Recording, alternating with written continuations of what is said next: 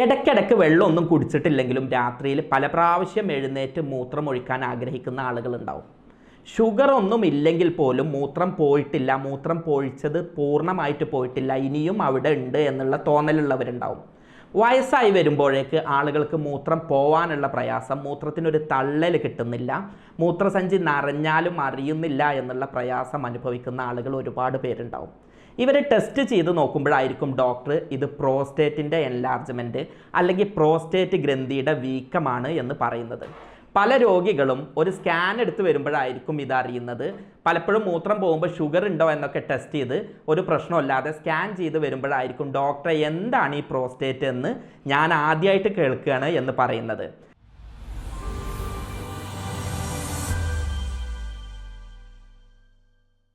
Hello friends, നമ്മളുടെ വയസ്സായ ആളുകളിലൊക്കെ മൂത്രം അനിയന്ത്രിതമായിട്ട് പോകുന്നത് നിങ്ങൾ കണ്ടിട്ടുണ്ടാവും.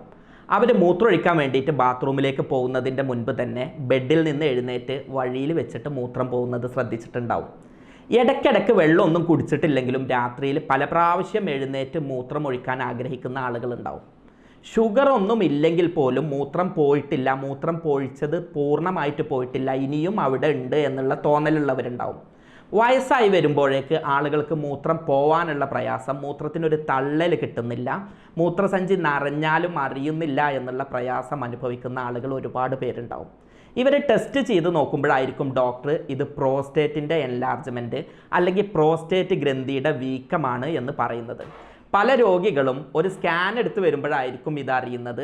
പലപ്പോഴും മൂത്രം പോകുമ്പോൾ ഷുഗർ ഉണ്ടോ എന്നൊക്കെ ടെസ്റ്റ് ചെയ്ത് ഒരു പ്രശ്നമില്ലാതെ സ്കാൻ ചെയ്ത് വരുമ്പോഴായിരിക്കും ഡോക്ടറെ എന്താണ് ഈ പ്രോസ്റ്റേറ്റ് എന്ന് ഞാൻ ആദ്യമായിട്ട് കേൾക്കുകയാണ് എന്ന് പറയുന്നത്. അതെ, 45 വയസ്സ്, 40 വയസ്സ്, 45 വയസ്സായിട്ടുള്ള ആണുങ്ങളിൽ വരുന്ന ഒരു രോഗമാണ് BHP, അതുപോലെ തന്നെ പ്രോസ്റ്റേറ്റ് ഗ്രന്ഥിയുടെ വീക്കം എന്നുള്ളതെല്ലാം. നമുക്കതിനെപ്പറ്റി ഇന്ന് വിശദമായിട്ട് ചർച്ച ചെയ്യാം. ഞാൻ doctor Basil Yusuf, doctor Basil's homeo hospital, Pandikkad, Malappuram ജില്ല. അനിയന്ത്രിതമായ മൂത്രവാർച്ച, ഇടയ്ക്കിടയ്ക്കുണ്ടാവുന്ന മൂത്രവാർച്ച, മൂത്രം പോവാനുള്ള പ്രയാസം, മൂത്രം മുഴുവൻ പോയിട്ടില്ല എന്നുള്ള തോന്നൽ, രാത്രിയിൽ 3, 4, 5 പ്രാവശ്യമൊക്കെ എഴുന്നേറ്റ് നിന്ന് മൂത്രമൊഴിക്കുക, മൂത്രം പിടിച്ചു വെക്കാൻ കഴിയാത്ത അവസ്ഥ, അപൂർവമായിട്ടെങ്കിലും മൂത്രം പോകുമ്പോൾ അതിൽ ബ്ലഡിൻ്റെ അംശം കാണുക, വേദനയോ പ്രയാസമോ ഉണ്ടാവുക, ഇത്തരത്തിലുള്ള സിംറ്റംസ് ഉണ്ടാവുമ്പോഴാണ് സാധാരണ രീതിക്ക് പ്രോസ്റ്റേറ്റ് ഗ്രന്ഥിയുടെ വീക്കമായിട്ട് നമ്മൾ സംശയിക്കുന്നത്. എന്നാൽ ഷുഗറുള്ള ആളുകളിലും മൂത്രക്കടച്ചിലുള്ള ആളുകളിലൊക്കെ ഇത് സ്വാഭാവികമായിട്ട് ഉണ്ടാവുന്നതുകൊണ്ട് തന്നെ പലപ്പോഴും ഇത്തരത്തിലൊന്ന് വരുമ്പോൾ ആളുകൾ ആദ്യം ഷുഗറും മൂത്രക്കടച്ചിലും നോക്കുകയാണ് ചെയ്യാറുള്ളത്. ഇതൊന്നും ഇല്ലാതെയാവുമ്പോഴാണ് പലപ്പോഴും ആളുകൾ ആദ്യമായിട്ട് ഇത്തരത്തിലുള്ള ഒരു രോഗം കേൾക്കുന്നത്. പ്രോസ്റ്റേറ്റ് ഗ്രന്ഥിയുടെ ഒരു വീക്കം കാരണം നമ്മളുടെ മൂത്രനാളിക്ക് ചെറിയ ബ്ലോക്ക് വന്ന് മൂത്രം പോകുന്നത് പ്രയാസം വരികയും അതിലൂടെ ബ്ലാഡറിൽ മൂത്രം കെട്ടിക്കിടക്കുകയും ചെയ്യുന്നത് കൊണ്ടാണ് ഇങ്ങനെ സിംറ്റംസ് കാണിക്കുന്നത്. അപ്പോൾ എന്താണ് പ്രോസ്റ്റേറ്റ് ഗ്രന്ഥി എന്നും ഇതെങ്ങനെയാണ് മൂത്രനാളിനെ ബ്ലോക്ക് ചെയ്യുന്നതും എന്നും നമുക്ക് വിശദമായിട്ട് മനസ്സിലാക്കാം. പുരുഷന്മാരിലെ ശുക്ലോത്പാദനവുമായി ബന്ധപ്പെട്ടിട്ടുള്ള ഒരു അവയവമാണ് പ്രോസ്റ്റേറ്റ് ഗ്രന്ഥി. സാധാരണ ചെറിയ കുട്ടികളിൽ ഇത് പ്രവർത്തനക്ഷമമാവില്ല. വയസ്സാവുന്നതിനനുസരിച്ച് ഇത് പ്രവർത്തിച്ചു തുടങ്ങുകയും ഒരു 40-45 വയസ്സ് കഴിഞ്ഞ് ഒരു റീപ്രൊഡക്റ്റീവ് ഏജിൻ്റെ അവസാന ഭാഗമൊക്കെ ആവുമ്പോൾ അവ ചെറുതായിട്ട് വീങ്ങി വരികയും ചെയ്യും. ഇത് നിലനിൽക്കുന്നത് എന്ന് പറഞ്ഞാൽ മൂത്രസഞ്ചിയുടെ താഴെ മൂത്രനാളിക്ക് ചുറ്റുമായിട്ടാണ്. അപ്പം ഈ പ്രോസ്റ്റേറ്റ് ഗ്രന്ഥി ഇങ്ങനെ നിൽക്കുന്നത് മൂത്രനാളിക്ക് ചുറ്റുമായിട്ട് ഇങ്ങനെ നിൽക്കുന്നതാണ്. അപ്പം ഇവൻ വീങ്ങിയിട്ട് ഇങ്ങനെ ടൈറ്റായിട്ട് വരികയാണെങ്കിൽ ഈ മൂത്രനാളിയിൽ ചെറിയ ബ്ലോക്ക് ഉണ്ടാവും. അങ്ങനെ ബ്ലോക്ക് ആവുന്നതാണ് ഇവിടെ പ്രശ്നമാവുന്നത്. ഈ പ്രോസ്റ്റേറ്റ് ഗ്രന്ഥി വലുതാവുക എന്നുള്ളത് വലിയ പ്രശ്നമൊന്നുമല്ല. നമ്മൾ വയസ്സായി കഴിയുമ്പോൾ നമുക്ക് നമ്മളുടെ പല്ലുകൾ കൊഴിയുന്നത് പോലെ, മുടി ഒന്ന് നരക്കുന്നത് പോലെ ഉണ്ടാവുന്ന ഒരു ചെറിയ വ്യത്യാസം മാത്രമാണ് പ്രോസ്റ്റേറ്റ് ഗ്രന്ഥിയിൽ വീക്കം വരിക എന്നുള്ളത്. അത് ഒറ്റയടിക്ക് പേടിച്ച് വലിയ വലുപ്പമൊന്നുമില്ലെങ്കിൽ ക്യാൻസർ ആവുമോ അല്ലെങ്കിൽ മറ്റ് പ്രശ്നങ്ങൾ വരുമോ എന്ന് കരുതിയിട്ട് പേടിക്കേണ്ടതില്ല.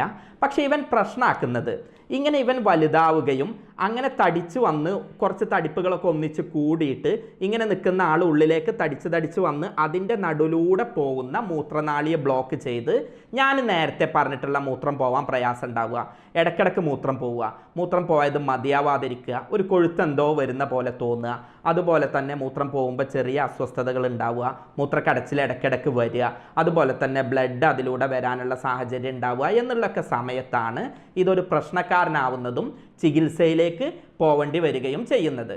പ്രോസ്റ്റേറ്റ് ഗ്രന്ഥിയുടെ വീക്കുണ്ടോ എന്നറിയാൻ സാധാ മൂത്ര രക്തപരിശോധന മുതൽ വലിയ സ്കാനിങ്ങും അതുപോലെ തന്നെയുള്ള മെത്തേഡുകളൊക്കെ അവൈലബിൾ ആണ്. ആദ്യം ചെയ്യുന്നത് ഒന്ന് മൂത്രം പരിശോധിക്കും, അതുപോലെ തന്നെ ബ്ലഡ് റൂട്ടീൻ എക്സാമിനേഷൻ ചെയ്യും. ബ്ലഡിൽ മറ്റ് പ്രശ്നങ്ങൾ എന്തെങ്കിലും ഉണ്ടോ, മൂത്രത്തിൽ എന്തെങ്കിലും പ്രശ്നമുണ്ടോ, സാധാ മൂത്രക്കടച്ചിൽ കൊണ്ടാണോ, ഷുഗർ കൊണ്ടാണോ എന്നൊക്കെ ആദ്യഘട്ടത്തിൽ വെരിഫൈ ചെയ്യും. അതിനുശേഷം വയറിൻ്റെയും മൂത്രസഞ്ചിയുടെയും പ്രോസ്റ്റേറ്റിൻ്റെയും ഒക്കെ ഒരു സ്കാൻ എടുത്തു കഴിഞ്ഞാൽ ഇത് വിശദമായിട്ട് അറിയാൻ കഴിയും. ഇത് 2 ഘട്ടമായിട്ടാണ് എടുക്കുക. ഒന്ന് വെള്ളം കുടിച്ച് മൂത്രസഞ്ചി നിറഞ്ഞതിന് ശേഷം ഒരു പ്രാവശ്യം എടുക്കും, എന്നിട്ട് പോയി മൂത്രമൊഴിച്ച് വരാൻ പറഞ്ഞിട്ട് മൂത്രമൊഴിച്ചതിന് ശേഷം വീണ്ടും സ്കാൻ ചെയ്യും. അപ്പോൾ എത്രത്തോളം മൂത്രം ബാക്കിയാവുന്നുണ്ട് എന്ന് നോക്കിയിട്ട് അവിടെ എത്ര ബ്ലോക്ക് ഉണ്ട് എന്നുള്ളത് തീരുമാനിക്കും.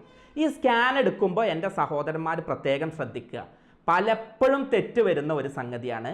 മൂത്രം നിറക്കാൻ വേണ്ടിയിട്ട് ഒന്നാകെ പോയിട്ട് വെള്ളം കുടിക്കും. നമ്മൾ പെട്ടെന്ന് സ്കാനിങ് സെൻറ്ററിൽ ചെല്ലും, ഡോക്ടർ പോവുകയാണ്, എന്നാൽ വേഗം വെള്ളം കുടിച്ച് മൂത്രമൊഴിക്കാൻ വേണ്ടിയിട്ട് മുട്ടിക്കാൻ വേണ്ടിയിട്ട് ഒന്നാകെ വെള്ളം കുടിച്ച് വരും.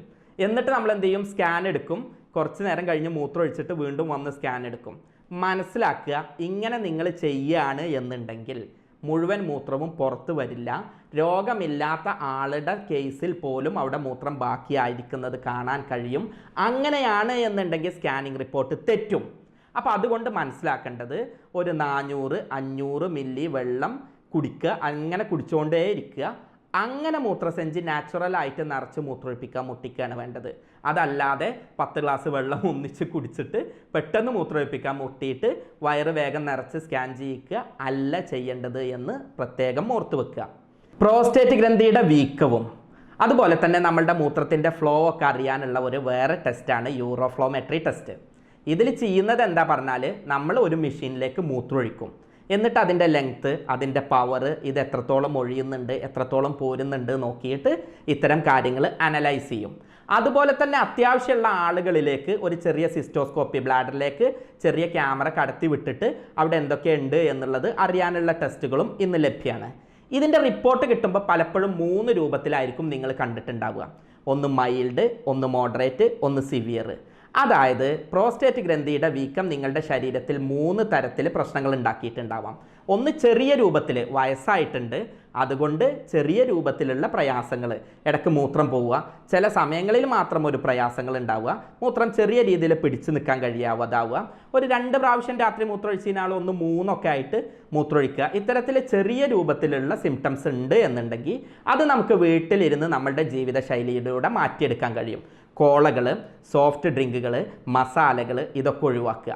കറക്റ്റായിട്ട് 2 മണിക്കൂർ ഇടവിട്ട് വെള്ളം കുടിച്ചുകൊണ്ടിരിക്കുക. ഒന്നാകെ വെള്ളം കുടിക്കുന്നതിന് പകരം ഉച്ചയ്ക്ക് ഭക്ഷണം കഴിക്കുമ്പോൾ ഒരു കുപ്പി വെള്ളം കുടിക്കുക, അതല്ലെങ്കിൽ രാത്രി കിടക്കാൻ നേരത്ത് 4 ഗ്ലാസ് വെള്ളം കുടിക്കുക എന്നുള്ളതിന് പകരം ഓരോ 2 മണിക്കൂറിലും മൂത്രമൊഴിക്കുകയും ആവശ്യത്തിന് വെള്ളം കുറച്ചായിട്ട് കുടിക്കുകയും ചെയ്യുക. കൂടാതെ നന്നായിട്ട് ഫ്രൂട്ട്സ് പോലെയുള്ള കാര്യങ്ങളൊക്കെ കഴിക്കുക.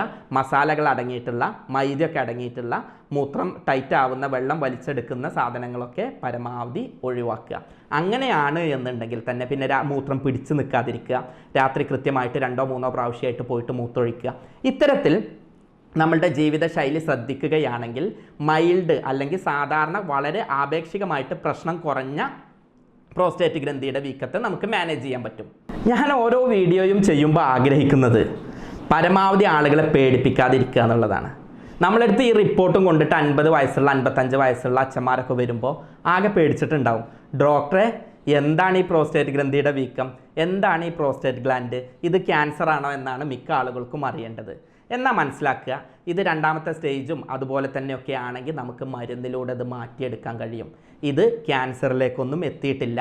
സൂക്ഷിച്ച് നിയന്ത്രിച്ച് കൊണ്ടുവരികയാണ് എന്നുണ്ടെങ്കിൽ ഭക്ഷണത്തിലും വെള്ളം കുടിയിലും ജീവിതശൈലിയിലും ശ്രദ്ധിക്കുന്നതോടൊപ്പം തന്നെ മരുന്നുകളിലൂടെ ശ്രദ്ധിക്കുകയാണെങ്കിൽ ഇത് ക്യാൻസറുകളിലേക്കൊന്നും പോവാതെ തന്നെ നമുക്ക് നിയന്ത്രിച്ച് നിർത്താനാകും. ഈ സംഗതിയുടെ വലിപ്പം കൂടി എന്നുള്ളത് വല്ലാതെ പേടിക്കണ്ട. അത് നമ്മളുടെ ശരീരത്തിൽ സിംറ്റമാറ്റിക് ആയിട്ട് പ്രയാസങ്ങൾ ഉണ്ടാവുകയാണെങ്കിൽ അതിനെ ക്ലിയർ ആക്കാനും ഈ ഗ്രന്ഥിയുടെ തടിപ്പ് കുറയാനും ആയിട്ടുള്ള ഫലപ്രദമായ മരുന്നുകൾ ഹോമിയോ വൈദ്യശാസ്ത്രത്തിൽ ലഭ്യമാണ്. ഇതിൽ നമ്മൾ ചെയ്യുന്നത് എന്താണ് പറഞ്ഞു കഴിഞ്ഞാൽ രോഗിയുടെ ശാരീരികവും മാനസികവും ജീവിത സാഹചര്യങ്ങളും കൃത്യമായിട്ട് പഠിക്കും. എന്നിട്ട് എങ്ങനെയാണ് ഇത് വന്നത്, ഇത് മൂത്രക്കടച്ചിൽ കൂടിയിട്ട് അല്ലെങ്കിൽ വെള്ളം കൂടി ഇല്ലായിട്ട് അല്ലെങ്കിൽ അങ്ങനെ എങ്ങനെയാണ് ഇത് വന്നു, മറ്റ് രോഗങ്ങൾ കൊണ്ടാണോ എന്നുള്ളത് കൃത്യമായി അനലൈസ് ചെയ്യുകയും അത്തരത്തിൽ എന്തെങ്കിലും ഒരു കാരണം ഉണ്ടെങ്കിൽ അതിനെ റിമൂവ് ചെയ്യുകയും ചെയ്യും. പിന്നെ നമ്മൾ സാധാരണ ചെയ്യുന്നത് യൂറോപ്യൻ നിർമ്മിതമായിട്ടുള്ള ഒരു സോഫ്റ്റ്വെയറിൻ്റെ സഹായത്തോട് കൂടിയിട്ട് രോഗിയുടെ റെപ്പർട്ടൈസേഷൻ എന്ന് പറഞ്ഞിട്ടുള്ള ഒരു പ്രോസസ്സിലൂടെ മരുന്ന് നിർണ്ണയം നടത്തി രോഗിക്ക് ഏറ്റവും അടിസ്ഥാനമായിട്ടുള്ള കോൺസ്റ്റിറ്റ്യൂഷണൽ മരുന്ന് കൊടുത്ത് രോഗിയുടെ പ്രതിരോധ ശക്തി കൂട്ടി ശരീരം കൊണ്ട് തന്നെ അസുഖം മാറ്റുന്ന രീതിയിലുള്ള ട്രീറ്റ്മെൻറ്റാണ് ചെയ്യാറുള്ളത്. പലപ്പോഴും വയസ്സായ ആളുകൾക്ക് ഒരു ഓപ്പറേഷൻ ചെയ്യാൻ അല്ലെങ്കിൽ ഇനിയും മരുന്ന് കുടിക്കാൻ വളരെ പ്രയാസമായിരിക്കും. ഈ സാഹചര്യത്തിൽ ഇത്തരം ട്രീറ്റ്മെൻറ്റിലൂടെ ഒരു 3 മുതൽ 6 മാസത്തെ മരുന്ന് കുടിയിലൂടെ തന്നെ നിയന്ത്രിച്ച് വരുതിയിലാക്കി ഓപ്പറേഷനൊക്കെ ഒഴിവാക്കാൻ സഹായകരാണ് എന്നുള്ളതാണ് പറയാനുള്ളത്. ഇത്തരം സിംറ്റംസ് കാണുമ്പോഴേക്ക് ഒറ്റയടിക്ക് പേടിച്ചിട്ട് ഇത് ക്യാൻസർ ആണോ അതല്ലെങ്കിൽ ഇത് പ്രോസ്റ്റേറ്റ് ആണോ എന്ന് കരുതിയിട്ട് പേടിക്കൊന്നും വേണ്ട.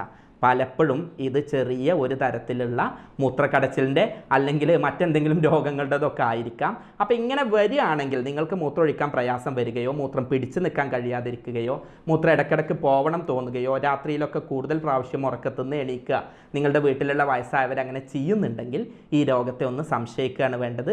അപ്പോൾ ഇത്തരം കാര്യങ്ങളുടെ സംശയ ദൂരീകരണത്തിന് ഇന്നത്തെ വീഡിയോക്കായി എന്ന് കരുതുന്നു. സ്നേഹപൂർവ്വം doctor Basil Yusuf, doctor Basil's homeo hospital, Pandikkad, Malappuram ജില്ല.